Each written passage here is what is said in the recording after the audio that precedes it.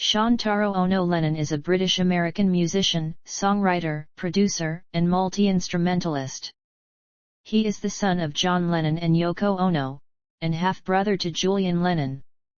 Over the course of his career, he has been a member of the bands Cibo Matto, The Ghost of a Saber-Toothed Tiger, the Claypool Lennon Delirium and his parents' group Plastic Ono Band.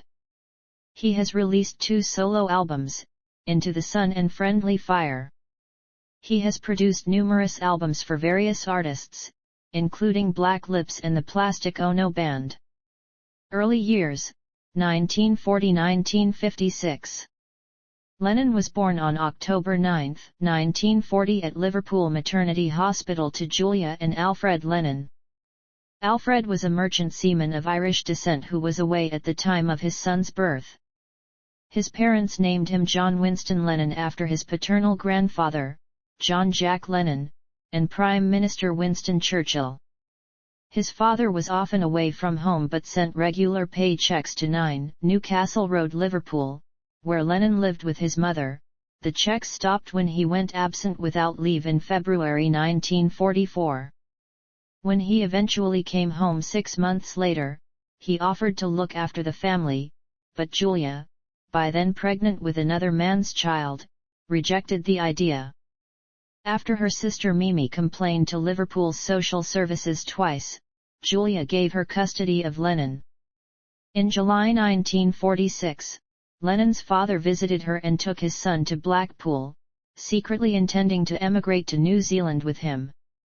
Julia followed them with her partner at the time, Bobby Deakins, and after a heated argument, his father forced the 5-year-old to choose between them. In one account of this incident, Lennon twice chose his father, but as his mother walked away, he began to cry and followed her. According to author Mark Louison, however, Lennon's parents agreed that Julia should take him and give him a home.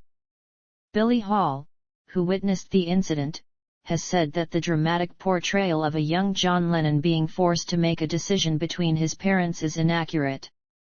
Lennon had no further contact with Alf for close to 20 years. Throughout the rest of his childhood and adolescence, Lennon lived at Mendips, 251, Menlove Avenue, Woolton, with Mimi and her husband George Toogood Smith, who had no children of their own.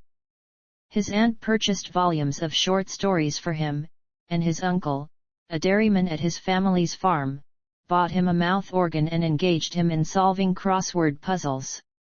Julia visited Mendips on a regular basis, and John often visited her at 1 Blomfield Road, Liverpool, where she played him Elvis Presley records, taught him the banjo, and showed him how to play Ain't That a Shame by Fats Domino.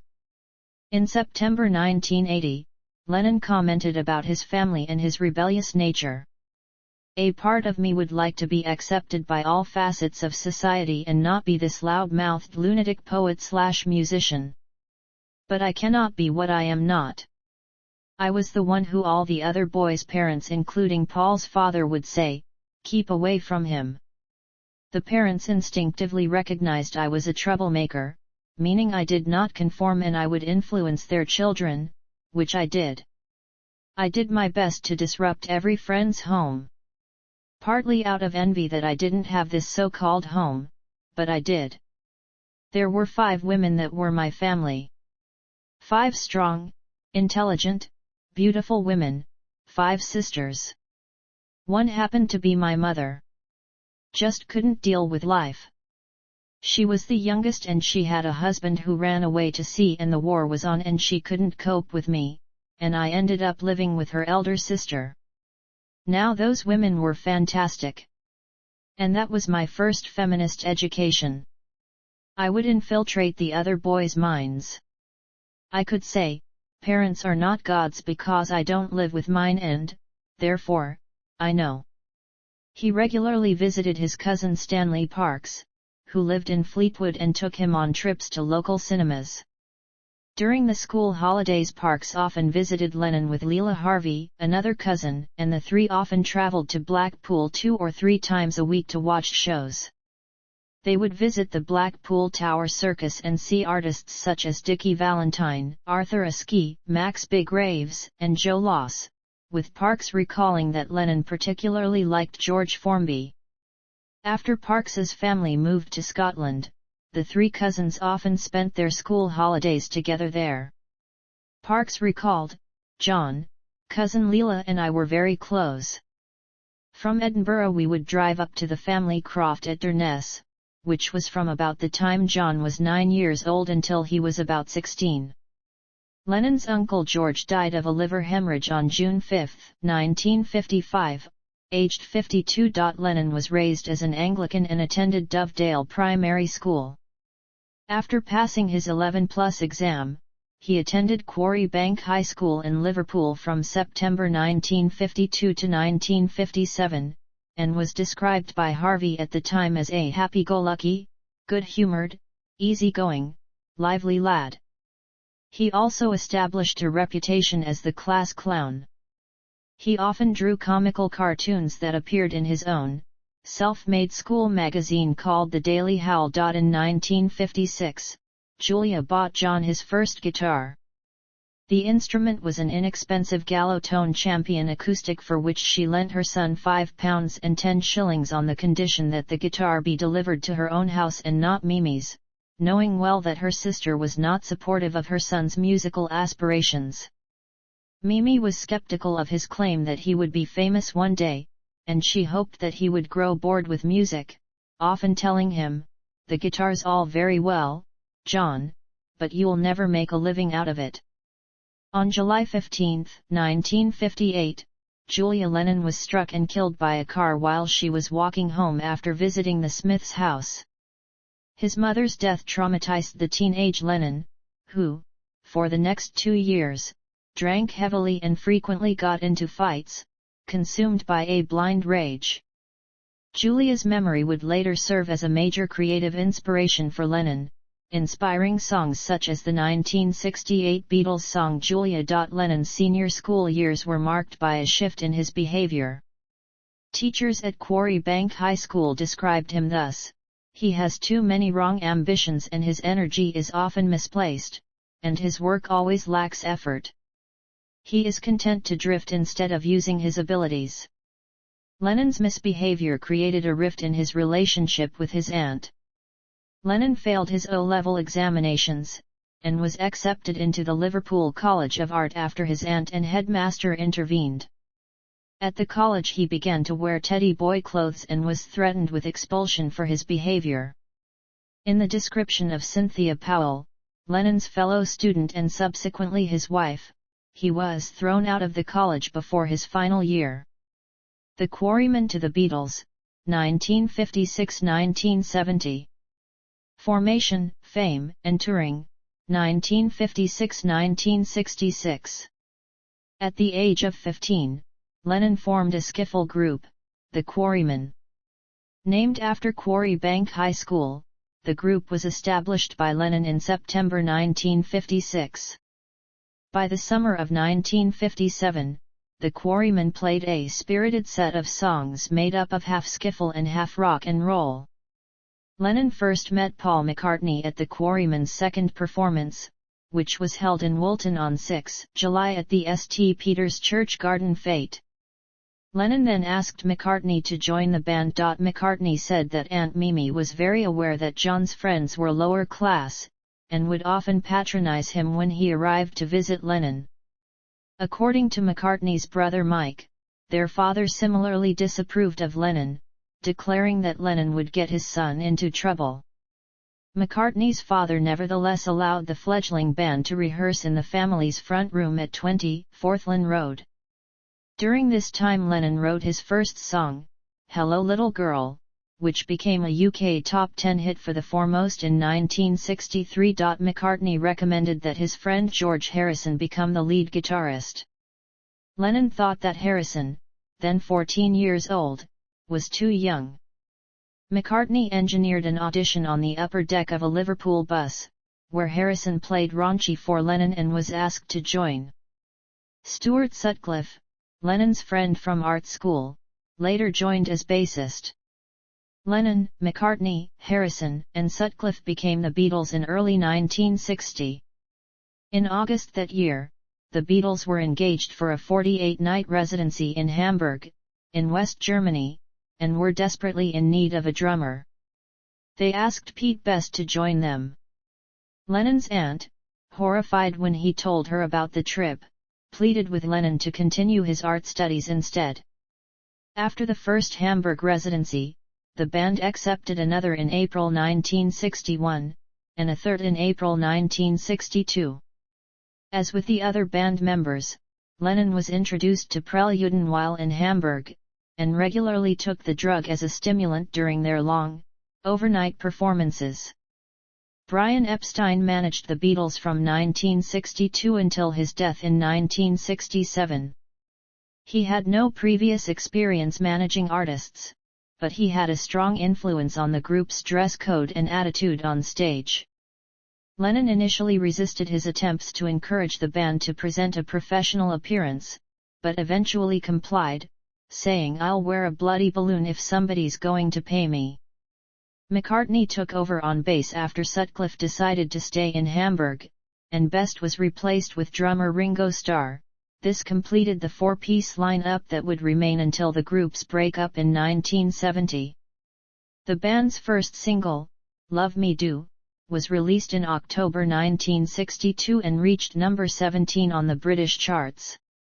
They recorded their debut album, "Please Please Me," in under 10 hours on February 11, 1963, a day when Lennon was suffering the effects of a cold, which is evident in the vocal on the last song to be recorded that day, "Twist and Shout." The Lennon-McCartney songwriter partnership yielded 8 of its 14 tracks. With a few exceptions, one being the album title itself, Lennon had yet to bring his love of wordplay to bear on his song lyrics, saying, "We were just writing songs, pop songs with no more thought of them than that to create a sound." And the words were almost irrelevant. In a 1987 interview, McCartney said that the other Beatles idolized Lennon, "He was like our own little Elvis. We all looked up to John. He was older and he was very much the leader, he was the quickest wit and the smartest." The Beatles achieved mainstream success in the UK early in 1963. Lennon was on tour when his first son, Julian, was born in April. During their Royal Variety Show performance, which was attended by the Queen Mother and other British royalty, Lennon poked fun at the audience, "For our next song, I'd like to ask for your help. For the people in the cheaper seats, clap your hands, and the rest of you, if you'll just rattle your jewellery." After a year of Beatlemania in the UK, the group's historic February 1964 US debut appearance on The Ed Sullivan Show marked their breakthrough to international stardom. A 2-year period of constant touring, filmmaking, and songwriter followed, during which Lennon wrote 2 books, in his own right and a Spaniard in the works. The Beatles received recognition from the British establishment when they were appointed members of the Order of the British Empire in the 1965 Queen's Birthday Honours. Lennon grew concerned that fans who attended Beatles concerts were unable to hear the music above the screaming of fans, and that the band's musicianship was beginning to suffer as a result. Lennon's Help! Expressed his own feelings in 1965, "I meant it. It was me singing help." He had put on weight, and felt he was subconsciously seeking change. In March that year he and Harrison were unknowingly introduced to LSD when a dentist, hosting a dinner party attended by the 2 musicians and their wives, spiked the guests' coffee with the drug. When they wanted to leave, their host revealed what they had taken, and strongly advised them not to leave the house because of the likely effects. Later, in a lift at a nightclub, they all believed it was on fire. Lennon recalled, "We were all screaming, hot and hysterical." In March 1966, during an interview with Evening Standard reporter Maureen Cleave, Lennon remarked, "Christianity will go. It will vanish and shrink. We're more popular than Jesus now. I don't know which will go first, rock and roll or Christianity." The comment went virtually unnoticed in England but caused great offence in the US when quoted by a magazine there 5 months later. The furore that followed, which included the burning of Beatles records, Ku Klux Klan activity and threats against Lennon, contributed to the band's decision to stop touring. Studio years, breakup, and solo work, 1966–1970. After the band's final concert on August 29, 1966, Lennon filmed the anti-war black comedy How I Won the War, his only appearance in a non-Beatles feature film before rejoining his bandmates for an extended period of recording, beginning in November. Lennon had increased his use of LSD and, according to author Ian MacDonald, his continuous use of the drug in 1967 brought him close to erasing his identity. The year 1967 saw the release of Strawberry Fields Forever, hailed by Time magazine for its astonishing inventiveness, and the group's landmark album Sgt. Pepper's Lonely Hearts Club Band, which revealed lyrics by Lennon that contrasted strongly with the simple love songs of the group's early years. In late June, the Beatles performed Lennon's All You Need Is Love as Britain's contribution to the Our World satellite broadcast, before an international audience estimated at up to 400 million. Intentionally simplistic in its message, the song formalized his pacifist stance and provided an anthem for the summer of love. After the Beatles were introduced to the Maharishi Mahesh Yogi, the group attended an August weekend of personal instruction at his Transcendental Meditation Seminar in Bangor, Wales. During the seminar, they were informed of Epstein's death. "I knew we were in trouble then," Lennon said later. "I didn't have any misconceptions about our ability to do anything other than play music. I was scared. I thought, we've fucking had it now." McCartney organized the group's first post-Epstein project, the self-written, produced and directed television film Magical Mystery Tour, which was released in December that year. While the film itself proved to be their first critical flop, its soundtrack release, featuring Lennon's Lewis Carroll-inspired I Am the Walrus, was a success. Led by Harrison and Lennon's interest, the Beatles travelled to the Maharishi's ashram in India in February 1968 for further guidance. While there, they composed most of the songs for their double album The Beatles, but the band members' mixed experience with transcendental meditation signaled a sharp divergence in the group's camaraderie. On their return to London, they became increasingly involved in business activities with the formation of Apple Corp., a multimedia corporation composed of Apple Records and several other subsidiary companies. Lennon described the venture as an attempt to achieve artistic freedom within a business structure. Released amid the protests of 1968, the band's debut single for the Apple label included Lennon's B-side Revolution, in which he called for a plan rather than committing to Maoist revolution. The song's pacifist message led to ridicule from political radicals in the New Left press. Adding to the tensions at the Beatles' recording sessions that year, Lennon insisted on having his new girlfriend, the Japanese artist Yoko Ono, beside him, thereby contravening the band's policy regarding wives and girlfriends in the studio.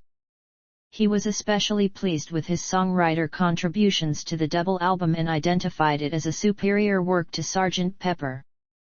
At the end of 1968, Lennon participated in the Rolling Stones' Rock and Roll Circus, a television special that was not broadcast. Lennon performed with the Dirty Mac, a supergroup composed of Lennon, Eric Clapton, Keith Richards, and Mitch Mitchell. The group also backed a vocal performance by Ono. A film version was released in 1996. By late 1968, Lennon's increased drug use and growing preoccupation with Ono, combined with the Beatles' inability to agree on how the company should be run, left Apple in need of professional management. Lennon asked Lord Beeching to take on the role but he declined, advising Lennon to go back to making records. Lennon was approached by Alan Klein, who had managed the Rolling Stones and other bands during the British invasion. In early 1969, Klein was appointed as Apple's chief executive by Lennon, Harrison, and Starr, but McCartney never signed the management contract. Lennon and Ono were married on March 20, 1969, and soon released a series of 14 lithographs called Bag 1 depicting scenes from their honeymoon, 8 of which were deemed indecent and most of which were banned and confiscated. Lennon's creative focus continued to move beyond the Beatles, and between 1968 and 1969 he and Ono recorded 3 albums of experimental music together: Unfinished Music No. 1, 2 Virgins, Unfinished Music No. 2, Life with the Lions and Wedding Album. In 1969, they formed the Plastic Ono Band, releasing Live Peace in Toronto 1969. Between 1969 and 1970, Lennon released the singles Give Peace a Chance, which was widely adopted as an anti-Vietnam War anthem, Cold Turkey, which documented his withdrawal symptoms after he became addicted to heroin, and Instant Karma. In protest at Britain's involvement in the Nigeria Biafra thing, its support of America in the Vietnam War, and against Cold Turkey slipping down the charts, Lennon returned his MBE medal to the Queen. This gesture had no effect on his MBE status, which could not be renounced. The medal, together with Lennon's letter, is held at the Central Chancery of the Orders of Knighthood. Lennon left the Beatles in September 1969, but agreed not to inform the media while the group renegotiated their recording contract. He was outraged that McCartney publicized his own departure on releasing his debut solo album in April 1970. Lennon's reaction was, "Jesus Christ. He gets all the credit for it." He later wrote, "I started the band. I disbanded it. It's as simple as that." In a December 1970 interview with Jan Wenner of Rolling Stone magazine, he revealed his bitterness towards McCartney, saying, "I was a fool not to do what Paul did, which was use it to sell a record." Lennon also spoke of the hostility he perceived the other members had towards Ono, and of how he, Harrison and Starr got fed up with being sidemen for Paul. "After Brian Epstein died we collapsed. Paul took over and supposedly led us. But what is leading us when we went round in circles?" Solo career, 1970–1980. Initial solo success and activism, 1970–1972. Between April 1 and September 15, 1970, Lennon and Ono went through primal therapy with Arthur Janove at Tittenhurst, in London, and at Janove's clinic in Los Angeles, California. Designed to release emotional pain from early childhood, the therapy entailed 2 half-days a week with Janove for 6 months. He had wanted to treat the couple for longer, but their American visa ran out and they had to return to the UK. Lennon's debut solo album, John Lennon/Plastic Ono Band, was received with praise by many music critics, but its highly personal lyrics and stark sound limited its commercial performance. The album featured the song Mother, in which Lennon confronted his feelings of childhood rejection, and the Dylan-esque working-class hero, a bitter attack against the bourgeois social system which, due to the lyric "You're still fucking peasants," fell foul of broadcasters. In January 1971, Tariq Ali expressed his revolutionary political views when he interviewed Lennon, who immediately responded by writing "Power to the People." In his lyrics to the song, Lennon reversed the non-confrontational approach he had espoused in Revolution, although he later disowned "Power to the People," saying that it was born out of guilt and a desire for approval from radicals such as Ali. Lennon became involved in a protest against the prosecution of Ounce magazine for alleged obscenity. Lennon denounced the proceedings as disgusting fascism, and he and Ono released the single God Save Us/Do the Ounce and joined marches in support of the magazine. Eager for a major commercial success, Lennon adopted a more accessible sound for his next album, Imagine.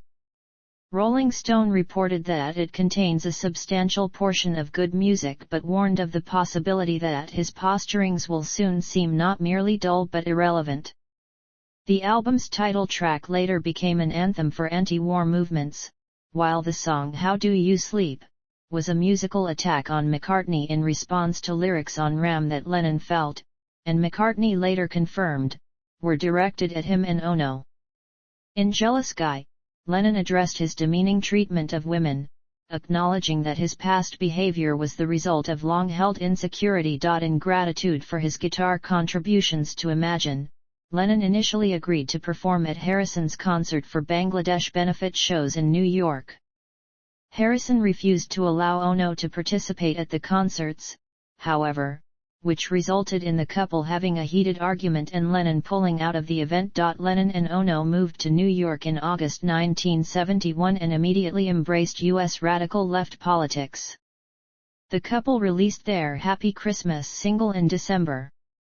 During the new year, the Nixon administration took what it called a strategic countermeasure against Lennon's anti-war and anti-Nixon propaganda.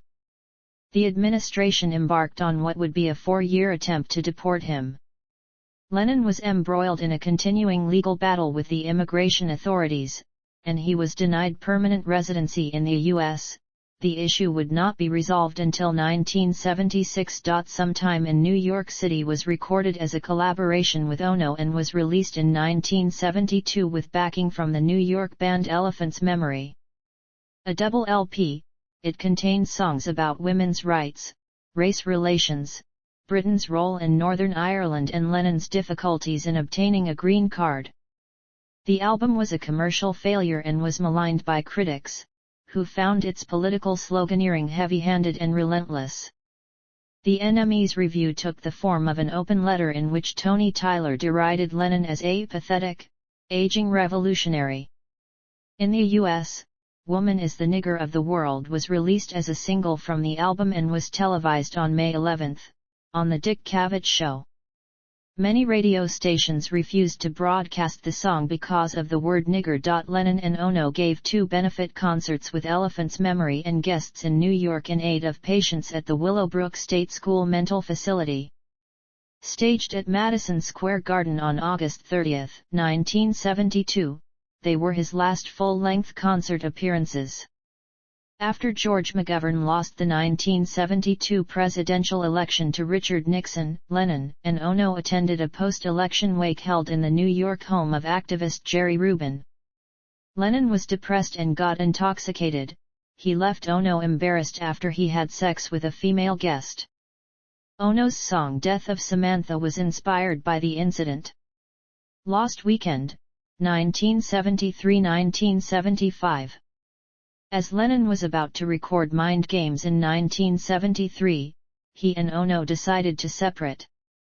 The ensuing 18-month period apart, which he later called his Lost Weekend in reference to the film of the same name, was spent in Los Angeles and New York City in the company of May Pang. Mind Games, credited to the Plastic U.F. Ono Band, was released in November 1973. Lennon also contributed I'm the Greatest to Star's album Ringo, released the same month. With Harrison joining Starr and Lennon at the recording session for the song, it marked the only occasion when 3 former Beatles recorded together between the band's breakup and Lennon's death. In early 1974, Lennon was drinking heavily and his alcohol-fueled antics with Harry Nilsson made headlines. In March, 2 widely publicized incidents occurred at the Troubadour Club. In the first incident, Lennon stuck an unused menstrual pad on his forehead and scuffled with a waitress. The second incident occurred 2 weeks later, when Lennon and Nilsson were ejected from the same club after heckling the Smothers Brothers. Lennon decided to produce Nilsson's album Pussy Cats, and Pang rented a Los Angeles beach house for all the musicians. After a month of further debauchery, the recording sessions were in chaos, and Lennon returned to New York with Pang to finish work on the album. In April, Lennon had produced the Mick Jagger song Too Many Cooks, which was, for contractual reasons, to remain unreleased for more than 30 years. Pang supplied the recording for its eventual inclusion on the very best of Mick Jagger. Lennon had settled back in New York when he recorded the album Walls and Bridges. Released in October 1974, it included Whatever Gets You Through the Night, which featured Elton John on backing vocals and piano, and became Lennon's only single as a solo artist to top the US Billboard Hot 100 chart during his lifetime. A second single from the album, Number 9 Dream, followed before the end of the year. Star's Goodnight Vienna again saw assistance from Lennon, who wrote the title track and played piano. On November 28, Lennon made a surprise guest appearance at Elton John's Thanksgiving concert at Madison Square Garden, in fulfillment of his promise to join the singer in a live show if Whatever Gets You Through the Night, a song whose commercial potential Lennon had doubted, reached number 1. Lennon performed the song along with Lucy in the Sky with Diamonds and I Saw Her Standing There, which he introduced as a song by an old estranged fiancé of mine called Paul. In the first 2 weeks of January 1975, Elton John topped the US Billboard Hot 100 singles chart with his cover of Lucy in the Sky with Diamonds, featuring Lennon on guitar and backing vocals. Lennon is credited on the single under the moniker of Dr. Winston O. Boogie. As January became February, Lennon and Ono reunited as Lennon and Bowie completed recording of their CO composition Fame, which became David Bowie's first US number 1, featuring guitar and backing vocals by Lennon. In February, Lennon released Rock and Roll, an album of cover songs. Stand By Me, taken from the album and a US and UK hit, became his last single for 5 years. He made what would be his final stage appearance in the ATV special A Salute to Lou Grade, recorded on April 18 and televised in June. Playing acoustic guitar and backed by an 8-piece band, Lennon performed 2 songs from Rock and Roll followed by Imagine. The band, known as Etc., wore masks behind their heads, a dig by Lennon, who thought Grade was two-faced. Hiatus and Return, 1975–1980. Sean was Lennon's only child with Ono. Sean was born on October 9, 1975, and John took on the role of house husband. Lennon began what would be a 5-year hiatus from the music industry, during which time, he later said, he baked bread and looked after the baby. He devoted himself to Sean, rising at 6 a.m. daily to plan and prepare his meals and to spend time with him. He wrote Cookin' for Stars. Ringo's Rotogravure, performing on the track in June in what would be his last recording session until 1980. He formally announced his break from music in Tokyo in 1977, saying, "We have basically decided, without any great decision, to be with our baby as much as we can until we feel we can take time off to indulge ourselves in creating things outside of the family." During his career break he created several series of drawings, and drafted a book containing a mix of autobiographical material and what he termed mad stuff, all of which would be published posthumously. Lennon emerged from his hiatus in October 1980, when he released the single Starting Over. In November, he and Ono released the album Double Fantasy, which included songs Lennon had written in Bermuda. In June, Lennon chartered a 43-foot sailboat and embarked on a sailing trip to Bermuda.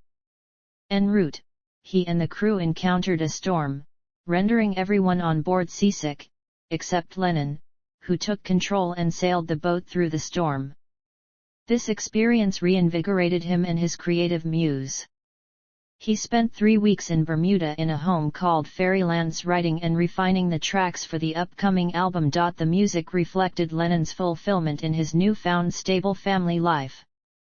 Sufficient additional material was recorded for a planned follow-up album Milk and Honey, which was issued posthumously, in 1984. Double Fantasy was not well received initially and drew comments such as Melody Maker's indulgent sterility, a god-awful yawn. Murder, December 8, 1980. At approximately 5 p.m. on December 8, 1980, Lennon autographed a copy of Double Fantasy for Mark David Chapman before leaving the Dakota with Ono for a recording session at the record plant. After the session, Lennon and Ono returned to the Dakota in a limousine at around 10:50 p.m. They left the vehicle and walked through the archway of the building. Chapman then shot Lennon twice in the back and twice in the shoulder at close range. Lennon was rushed in a police cruiser to the emergency room of Roosevelt Hospital, where he was pronounced dead on arrival at 11:15 p.m. Ono issued a statement the next day, saying there is no funeral for John, ending it with the words, "John loved and prayed for the human race. Please do the same for him." His remains were cremated at Ferncliff Cemetery in Hartsdale, New York. Ono scattered his ashes in New York's Central Park, where the Strawberry Fields Memorial was later created.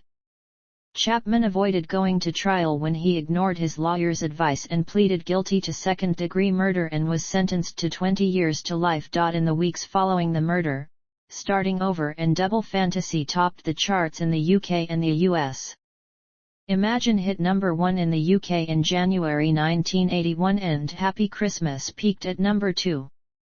Imagine was succeeded at the top of the UK chart by Woman, the second single from Double Fantasy. Later that year, Roxy Music's cover version of Jealous Guy, recorded as a tribute to Lennon, was also a UK number 1. Personal relationships. Cynthia Lennon.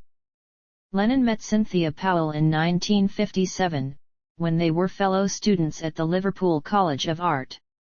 Although Powell was intimidated by Lennon's attitude and appearance, she heard that he was obsessed with the French actress Brigitte Bardot, so she dyed her hair blonde. Lennon asked her out, but when she said that she was engaged, he shouted, "I didn't ask you to fucking marry me, did I?" She often accompanied him to Quarrymen gigs and traveled to Hamburg with McCartney's girlfriend to visit him. Lennon was jealous by nature and eventually grew possessive, often terrifying Powell with his anger. In her 2005 memoir John, Powell recalled that, when they were dating, Lennon once struck her after he observed her dancing with Stuart Sutcliffe. She ended their relationship as a result, until 3 months later, when Lennon apologized and asked to reunite. She took him back and later noted that he was never again physically abusive towards her, although he could still be verbally cutting and unkind. Lennon later said that until he met Ono, he had never questioned his chauvinistic attitude towards women. Despite the fact that he said that the Beatles' song Getting Better told his own story, "I used to be cruel to my woman, and physically any woman. I was a hitter. I couldn't express myself and I hit. I fought men and I hit women. That is why I am always on about peace." There is no further evidence of him ever having struck a woman again. Recalling his July 1962 reaction when he learned that Cynthia was pregnant, Lennon said, "There's only one thing for it, Cyn. We'll have to get married." The couple wed on 23 August at the Mount Pleasant Register Office, Indiana, Liverpool, with Brian Epstein serving as best man. His marriage began just as Beatlemania was taking off across the UK. He performed on the evening of his wedding day and would continue to do so almost daily from then on. Epstein feared that fans would be alienated by the idea of a married Beatle, and he asked the Lennons to keep their marriage secret. Julian was born on April 8, 1963. Lennon was on tour at the time and did not see his infant son until 3 days later. Cynthia attributed the start of the marriage breakdown to Lennon's use of LSD, and she felt that he slowly lost interest in her as a result of his use of the drug. When the group travelled by train to Bangor, Wales in 1967 for the Maharishi Yogi's Transcendental Meditation Seminar, a policeman did not recognize her and stopped her from boarding. She later recalled how the incident seemed to symbolize the end of their marriage.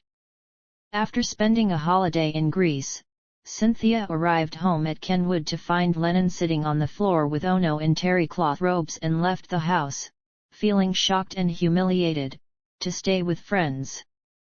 A few weeks later, Alexis Mardas informed Powell that Lennon was seeking a divorce and custody of Julian. She received a letter stating that Lennon was doing so on the grounds of her adultery with Italian hotelier Roberto Bassanini, an accusation which Powell denied. After negotiations, Lennon capitulated and agreed to let her divorce him on the same grounds. The case was settled out of court in November 1968, with Lennon giving her £100,000, a small annual payment and custody of Julian. Brian Epstein. The Beatles were performing at Liverpool's Cavern Club in November 1961 when they were introduced to Brian Epstein after a midday concert. Epstein was homosexual and closeted, and according to biographer Philip Norman, one of Epstein's reasons for wanting to manage the group was that he was attracted to Lennon. Almost as soon as Julian was born, Lennon went on holiday to Spain with Epstein, which led to speculation about their relationship. When he was later questioned about it, Lennon said, "Well, it was almost a love affair, but not quite. It was never consummated. But it was a pretty intense relationship. It was my first experience with a homosexual that I was conscious was homosexual. We used to sit in a cafe in Torremolinos looking at all the boys and I'd say, 'Do you like that one? Do you like this one?' I was rather enjoying the experience, thinking like a writer all the time, I am experiencing this." Soon after their return from Spain, at McCartney's 21st birthday party in June 1963, Lennon physically attacked Cavern Club Master of Ceremonies Bob Wooler for saying, "How was your honeymoon, John?" The MC, known for his wordplay and affectionate but cutting remarks, was making a joke, but 10 months had passed since Lennon's marriage, and the deferred honeymoon was still 2 months in the future. Lennon was drunk at the time and the matter was simple, he called me a queer so I battered his bloody ribs in. Lennon delighted in mocking Epstein for his homosexuality and for the fact that he was Jewish. When Epstein invited suggestions for the title of his autobiography, Lennon offered Queer Jew. On learning of the eventual title, A Cellarful of Noise, he parroted, "More like a cellarful of boys." He demanded of a visitor to Epstein's flat, "Have you come to blackmail him? If not, you're the only bugger in London who hasn't." During the recording of Baby, You're a Rich Man, he sang altered choruses of Baby, You're a Rich Fag Jew. Julian Lennon. During his marriage to Cynthia, Lennon's first son Julian was born at the same time that his commitments with the Beatles were intensifying at the height of Beatlemania. Lennon was touring with the Beatles when Julian was born on April 8, 1963. Julian's birth, like his mother Cynthia's marriage to Lennon, was kept secret because Epstein was convinced that public knowledge of such things would threaten the Beatles' commercial success. Julian recalled that as a small child in Weybridge some 4 years later, I was trundled home from school and came walking up with one of my watercolor paintings. It was just a bunch of stars and this blonde girl I knew at school. And Dad said, "What's this?" I said, "It's Lucy in the Sky with Diamonds." Lennon used it as the title of a Beatles song, and though it was later reported to have been derived from the initials LSD, Lennon insisted, it's not an acid song. Lennon was distant from Julian, who felt closer to McCartney than to his father. During a car journey to visit Cynthia and Julian during Lennon's divorce, McCartney composed a song, Hey Jules, to comfort him. It would evolve into the Beatles' song Hey Jude. Lennon later said, "That's his best song. It started off as a song about my son Julian, he turned it into Hey Jude. I always thought it was about me and Yoko but he said it wasn't." Lennon's relationship with Julian was already strained, and after Lennon and Ono moved to New York in 1971, Julian did not see his father again until 1973.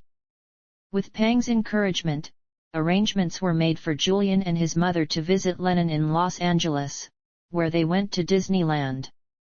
Julian started to see his father regularly, and Lennon gave him a drumming part on a Walls and Bridges track.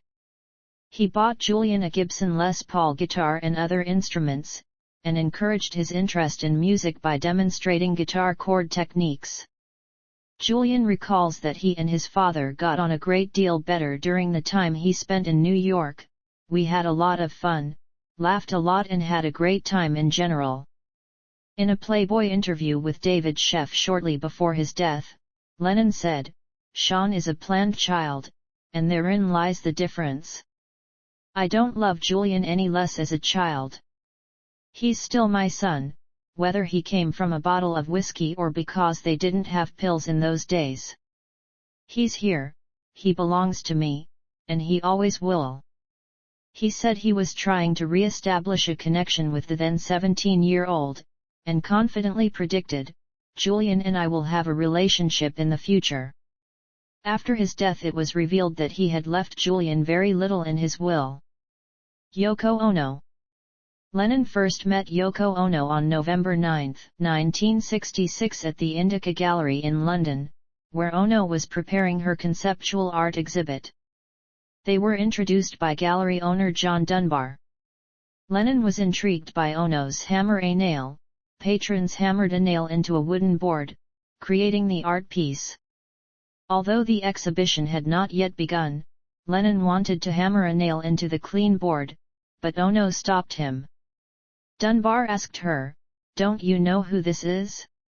He's a millionaire. He might buy it."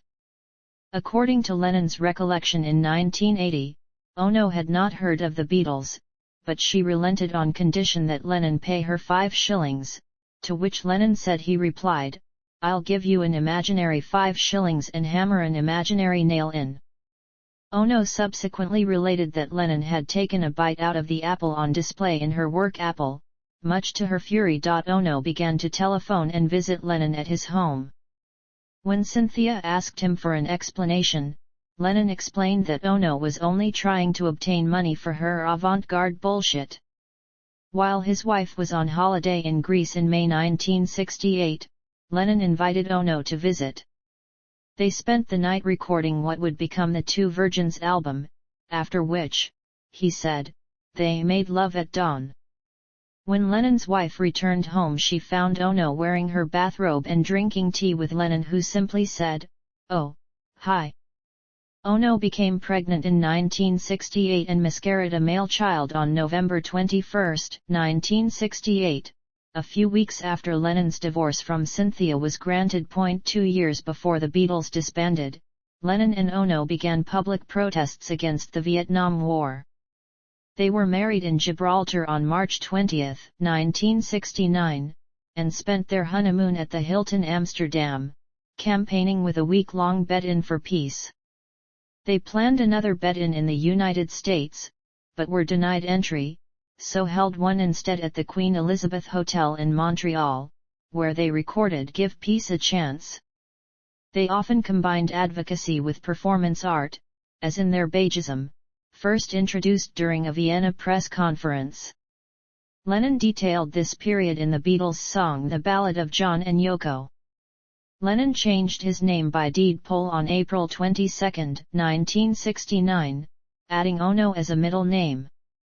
The brief ceremony took place on the roof of the Apple Corps building, where the Beatles had performed their rooftop concert 3 months earlier.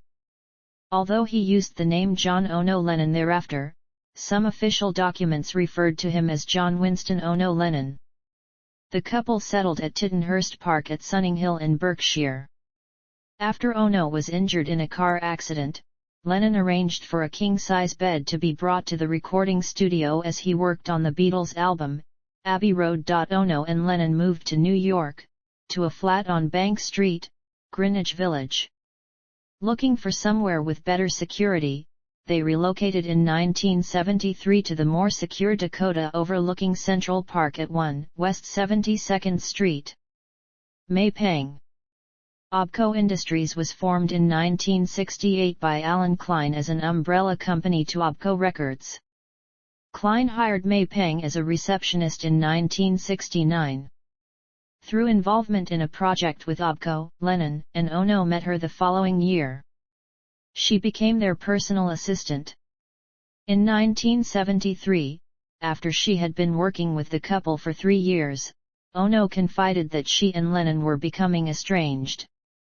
She went on to suggest that Pang should begin a physical relationship with Lennon, telling her, "He likes you a lot." Astounded by Ono's proposition, Pang nevertheless agreed to become Lennon's companion. The pair soon left for Los Angeles, beginning an 18-month period he later called his Lost Weekend. In Los Angeles, Pang encouraged Lennon to develop regular contact with Julian, whom he had not seen for 2 years. He also rekindled friendships with Starr, McCartney, Beatles roadie Mal Evans, and Harry Nilsson. In June, Lennon and Pang returned to Manhattan in their newly rented penthouse apartment where they prepared a spare room for Julian when he visited them. Lennon, who had been inhibited by Ono in this regard, began to re-establish contact with other relatives and friends. By December, he and Pang were considering a house purchase, and he refused to accept Ono's telephone calls. In January 1975, he agreed to meet Ono, who claimed to have found a cure for smoking. After the meeting, he failed to return home or call Pang. When Pang telephoned the next day, Ono told her that Lennon was unavailable because he was exhausted after a hypnotherapy session. 2 days later, Lennon reappeared at a joint dental appointment. He was stupefied and confused to such an extent that Pang believed he had been brainwashed. Lennon told Pang that his separation from Ono was now over, although Ono would allow him to continue seeing her as his mistress. Sean Lennon. Ono had previously suffered 3 miscarriages in her attempt to have a child with Lennon. When Ono and Lennon were reunited, she became pregnant again. She initially said that she wanted to have an abortion but changed her mind and agreed to allow the pregnancy to continue on the condition that Lennon adopt the role of house husband, which he agreed to do. Following Sean's birth, Lennon's subsequent hiatus from the music industry would span 5 years. He had a photographer take pictures of Sean every day of his first year and created numerous drawings for him, which were posthumously published as Real Love, The Drawings for Sean. Lennon later proudly declared, "He didn't come out of my belly but, by God, I made his bones, because I've attended to every meal, and to how he sleeps, and to the fact that he swims like a fish." Former Beatles. While Lennon remained consistently friendly with Starr during the years that followed the Beatles' breakup in 1970, his relationships with McCartney and Harrison varied. He was initially close to Harrison, but the two drifted apart after Lennon moved to the US in 1971. When Harrison was in New York for his December 1974 Dark Horse tour, Lennon agreed to join him on stage but failed to appear after an argument over Lennon's refusal to sign an agreement that would finally dissolve the Beatles' legal partnership. Harrison later said that when he visited Lennon during his 5 years away from music, he sensed that Lennon was trying to communicate, but his bond with Ono prevented him. Harrison offended Lennon in 1980 when he published an autobiography that Lennon felt made little mention of him. Lennon told Playboy, "I was hurt by it. By glaring omission, my influence on his life is absolutely zilch." He remembers every 2-bit sax player or guitarist he met in subsequent years. "I'm not in the book." Lennon's most intense feelings were reserved for McCartney. In addition to attacking him with the lyrics of "How Do You Sleep?", Lennon argued with him through the press for 3 years after the group split. The two later began to re-establish something of the close friendship they had once known, and in 1974, they even played music together again before eventually growing apart once more. During McCartney's final visit in April 1976, Lennon said that they watched the episode of Saturday Night Live in which Lorne Michaels made a $3,000 offer to get the Beatles to reunite on the show. According to Lennon, the pair considered going to the studio to make a joke appearance, attempting to claim their share of the money, but they were too tired. Lennon summarized his feelings towards McCartney in an interview 3 days before his death. "Throughout my career, I've selected to work with only two people, Paul McCartney and Yoko Ono. That ain't bad picking. Along with his estrangement from McCartney, Lennon always felt a musical competitiveness with him and kept an ear on his music. During his career break from 1975 until shortly before his death, according to Fred Seaman, Lennon and Ono's assistant at the time, Lennon was content to sit back as long as McCartney was producing what Lennon saw as mediocre material. Lennon took notice when McCartney released Coming Up in 1980, which was the year Lennon returned to the studio. "It's driving me crackers," he jokingly complained, because he could not get the tune out of his head. That same year, Lennon was asked whether the group were dreaded enemies or the best of friends, and he replied that they were neither, and that he had not seen any of them in a long time. But he also said, "I still love those guys.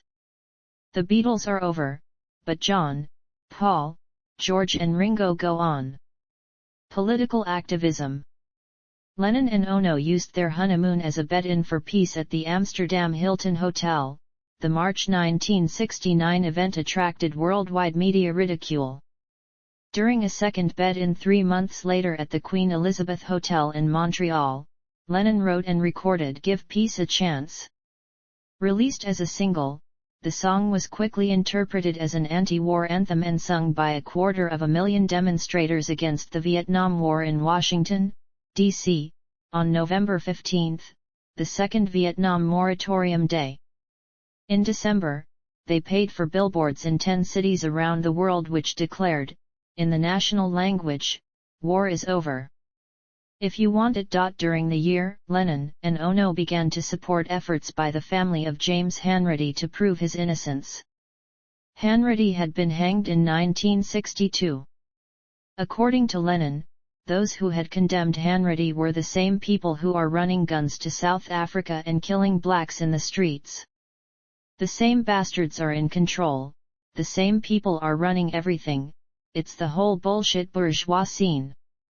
In London, Lennon and Ono staged a "Britain Murdered Hanratty" banner march and a silent protest for James Hanratty, and produced a 40-minute documentary on the case.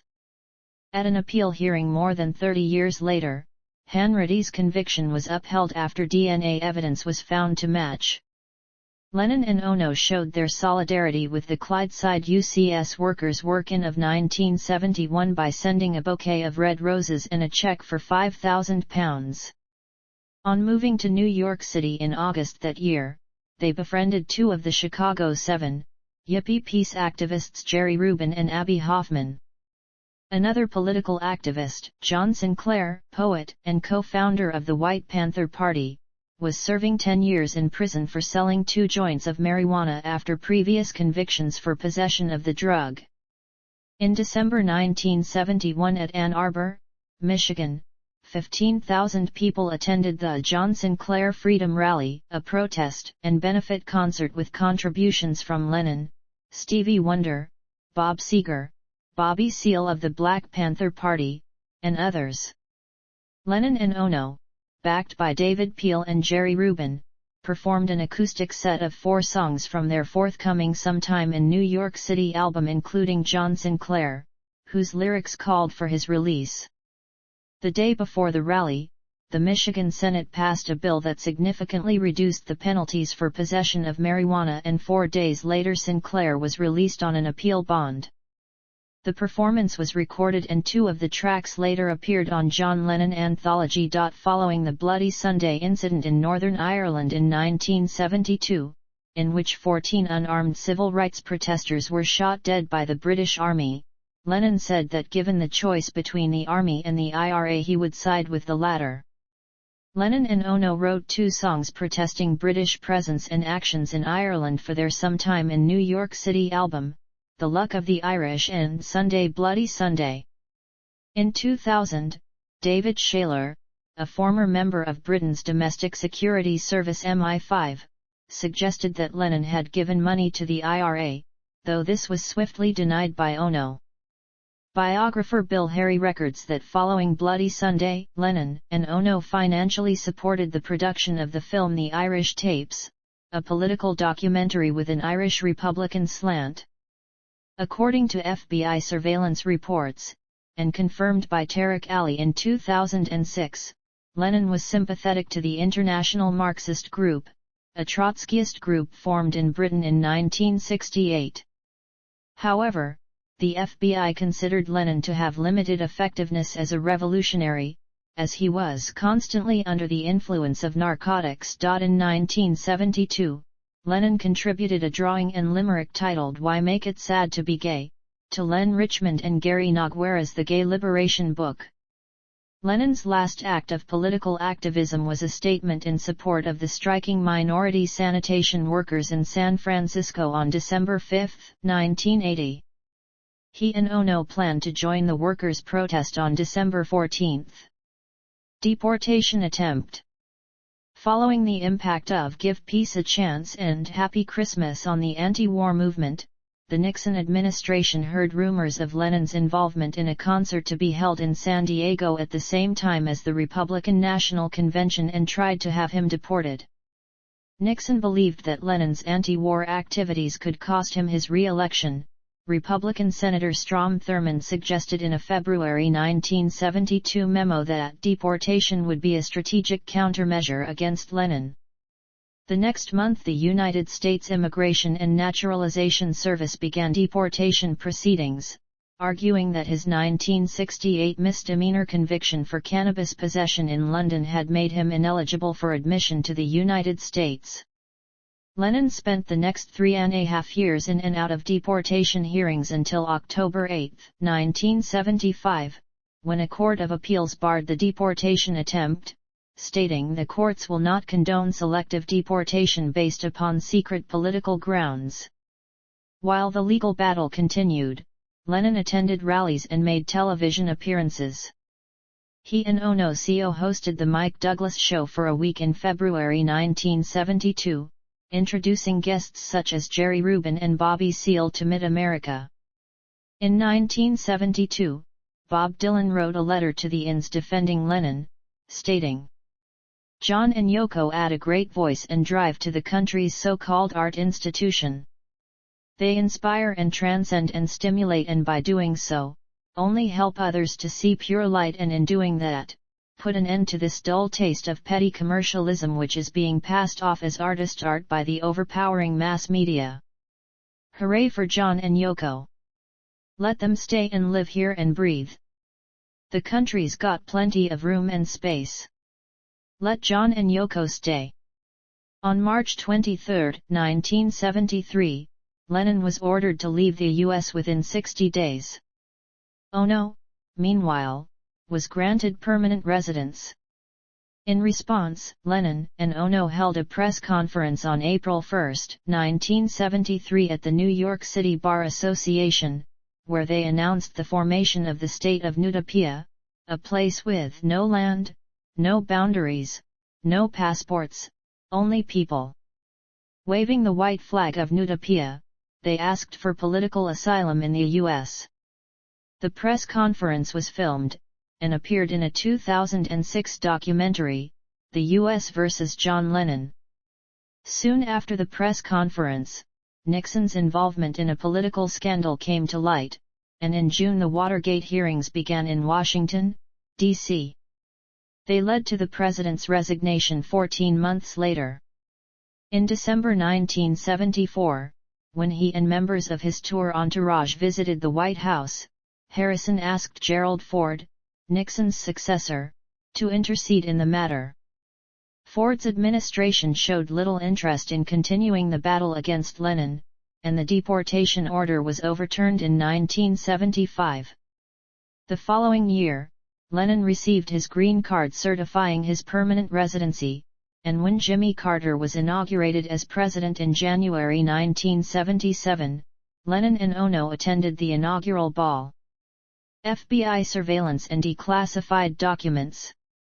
After Lennon's death, historian John Wiener filed a Freedom of Information Act request for FBI files that documented the Bureau's role in the deportation attempt. The FBI admitted it had 281 pages of files on Lennon, but refused to release most of them on the grounds that they contained national security information. In 1983, Weiner sued the FBI with the help of the American Civil Liberties Union of Southern California. It took 14 years of litigation to force the FBI to release the withheld pages. The ACLU, representing Weiner, won a favorable decision in their suit against the FBI in the Ninth Circuit in 1991. The Justice Department appealed the decision to the Supreme Court in April 1992, but the court declined to review the case. In 1997, respecting President Bill Clinton's newly instigated rule that documents should be withheld only if releasing them would involve foreseeable harm, the Justice Department settled most of the outstanding issues outside court by releasing all but 10 of the contested documents. Weiner published the results of his 14-year campaign in January 2000. Gimme Some Truth. The John Lennon FBI files contained facsimiles of the documents, including lengthy reports by confidential informants detailing the daily lives of anti-war activists, memos to the White House, transcripts of TV shows on which Lennon appeared, and a proposal that Lennon be arrested by local police on drug charges. The story is told in the documentary The U.S. vs. John Lennon. The final 10 documents in Lennon's FBI file, which reported on his ties with London anti-war activists in 1971 and had been withheld as containing national security information provided by a foreign government under an explicit promise of confidentiality, were released in December 2006. They contained no indication that the British government had regarded Lennon as a serious threat. One example of the released material was a report that 2 prominent British leftists had hoped Lennon would finance a left-wing bookshop and reading room. Writing. Beatles biographer Bill Harry wrote that Lennon began drawing and writing creatively at an early age with the encouragement of his uncle. He collected his stories, poetry, cartoons, and caricatures in a Quarry Bank High School exercise book that he called The Daily Howl. The drawings were often of crippled people, and the writings satirical, and throughout the book was an abundance of wordplay. According to classmate Bill Turner, Lennon created The Daily Howl to amuse his best friend and later Quarryman bandmate Pete Shotton, to whom he would show his work before he let anyone else see it. Turner said that Lennon had an obsession for Wigan Pier. It kept cropping up, and in Lennon's story A Carrot in a Potato Mine, the mine was at the end of Wigan Pier. Turner described how one of Lennon's cartoons depicted a bus stop sign annotated with the question, "Why?" Above was a flying pancake, and below, a blind man wearing glasses leading along a blind dog also wearing glasses. Lennon's love of wordplay and nonsense with a twist found a wider audience when he was 24. Harry writes that In His Own Right was published after some journalist who was hanging around the Beatles came to me and I ended up showing him the stuff. They said, "Write a book," and that's how the first one came about. Like The Daily Howl, it contained a mix of formats including short stories, poetry, plays and drawings. One story, Good Dog Nigel, tells the tale of a happy dog, urinating on a lamp post, barking, wagging his tail until he suddenly hears a message that he will be killed at 3 o'clock. The Times Literary Supplement considered the poems and stories remarkable, also very funny. The nonsense runs on, words and images prompting one another in a chain of pure fantasy. Book Week reported, "This is nonsense writing, but one has only to review the literature of nonsense to see how well Lennon has brought it off." While some of his homonyms are gratuitous word play, many others have not only double meaning but a double edge. Lennon was not only surprised by the positive reception, but that the book was reviewed at all, and suggested that readers took the book more seriously than I did myself. "It just began as a laugh for me." In combination with A Spaniard in the Works, In His Own Right formed the basis of the stage play The Lennon Play, In His Own Right, CO adapted by Victor Spinetti and Adrian Kennedy. After negotiations between Lennon, Spinetti, and the artistic director of the National Theatre, Sir Laurence Olivier, the play opened at the Old Vic in 1968. Lennon and Ono attended the opening night performance, their second public appearance together.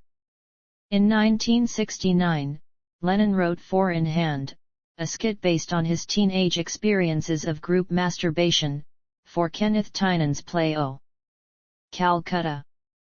After Lennon's death, further works were published, including Skywriting by Word of Mouth, AI, Japan Through John Lennon's Eyes, a personal sketchbook, with Lennon's illustrations of the definitions of Japanese words, and Real Love, the drawings for Sean. The Beatles anthology also presented examples of his writings and drawings. Art. In 1967, Lennon, who had attended art school, funded and anonymously participated in Ono's art exhibition Half a Room that was held at Listen Gallery. Following his collaborating with Ono in the form of the Plastic Ono Band that began in 1968, Lennon became involved with the Fluxus art movement. In the summer of 1968, Lennon began showing his painting and conceptual art at his You Are Here art exhibition held at Robert Fraser Gallery in London. The show, that was dedicated to Ono, included a 6-foot in diameter round white monochrome painting called You Are Here. Besides the white monochrome paint, its surface contained only the tiny hand-written inscription You Are Here.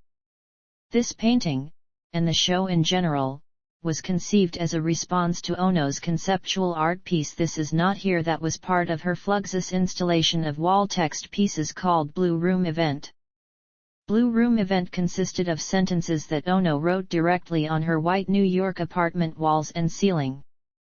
Lennon's You Are Here show also included 60 charity collection boxes, a pair of Lennon's shoes with a sign that read I take my shoes off to you, a ready-made black bike, an overturned white hat labeled for the artist, and a large glass jar full of free-to-take You Are Here white pin badges. A hidden camera secretly filmed the public reaction to the show. For the July 1st opening, Lennon, dressed all in white, released 365 white balloons into the city sky. Each balloon had attached to it a small paper card to be mailed back to Lennon at the Robert Fraser Gallery at 69 Duke Street with the finder's comments. After moving to New York City, from April 18 to June 12, 1970, Lennon and Ono presented a series of Fluxus conceptual art events and concerts at Joe Jones's tone-deaf music store called Grapefruit Flux Banquet. Performances included Come impersonating John Lennon and Yoko Ono, Grapefruit Banquet, and Portrait of John Lennon as a Young Cloud by Yoko and Everybody. That same year, Lennon also made the complete Yoko Ono word poem game, a conceptual art poem collage that utilized the cut-up aleatory technique typical of the work of John Cage and many Fluxus artists. The cut-up technique can be traced to at least the Dadaists of the 1920s, but was popularized in the early 1960s by writer William S. Burroughs. For the complete Yoko Ono word poem game, Lennon took the portrait photo of himself that was included in the packaging of the 1968 The Beatles LP and cut it into 134 small rectangles. A single word was written on the back of each fragment, to be read in any order. The portrait image was meant to be reassembled in any order. The complete Yoko Ono word poem game was presented by Lennon to Ono on July 28 in an inscribed envelope for her to randomly assemble and reassemble at will. Lennon made whimsical drawings and fine art prints on occasion until the end of his life.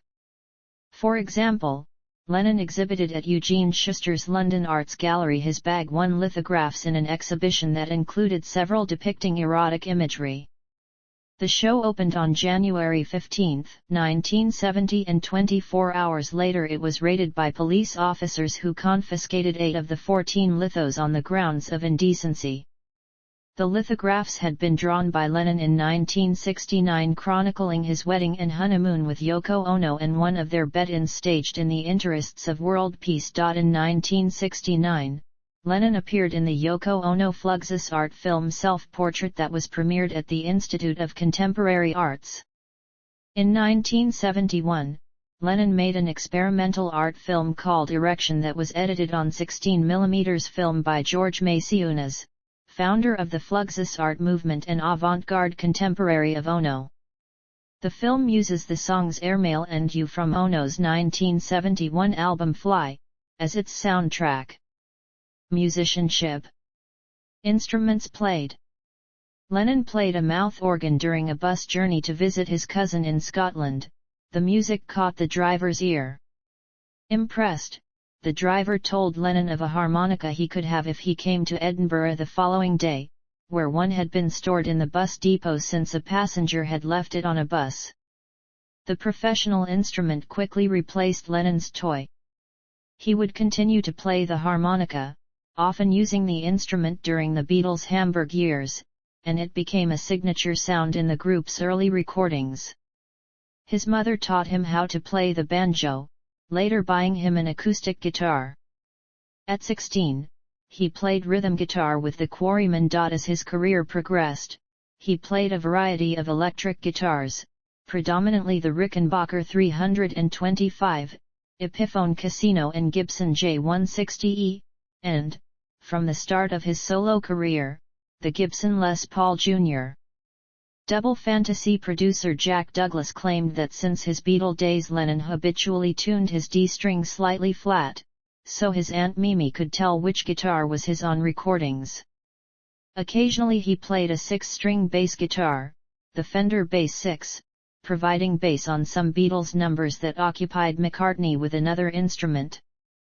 His other instrument of choice was the piano, on which he composed many songs, including Imagine, described as his best-known solo work. His jamming on a piano with McCartney in 1963 led to the creation of the Beatles' first US number 1, I Want to Hold Your Hand. In 1964, he became one of the first British musicians to acquire a Mellotron keyboard, though it was not heard on a Beatles recording until Strawberry Fields Forever in 1967. Vocal style. The British critic Nick Cohn observed of Lennon, he owned one of the best pop voices ever, rasped and smashed and brooding, always fierce. Cohn wrote that Lennon, performing Twist and Shout, would rant his way into total incoherence, half-rupture himself.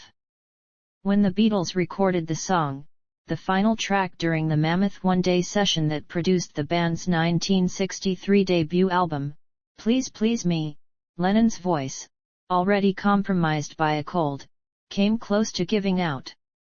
Lennon said, I couldn't sing the damn thing, I was just screaming. In the words of biographer Barry Miles, Lennon simply shredded his vocal cords in the interests of rock and roll.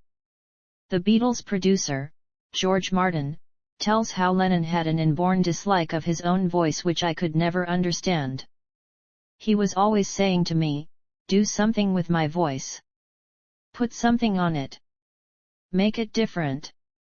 Martin obliged, often using double tracking and other techniques. As his Beatles era segued into his solo career, his singing voice found a widening range of expression. Biographer Chris Gregory writes of Lennon tentatively beginning to expose his insecurities in a number of acoustic-led confessional ballads, so beginning the process of public therapy that will eventually culminate in the primal screams of Cold Turkey and the cathartic John Lennon/Plastic Ono Band.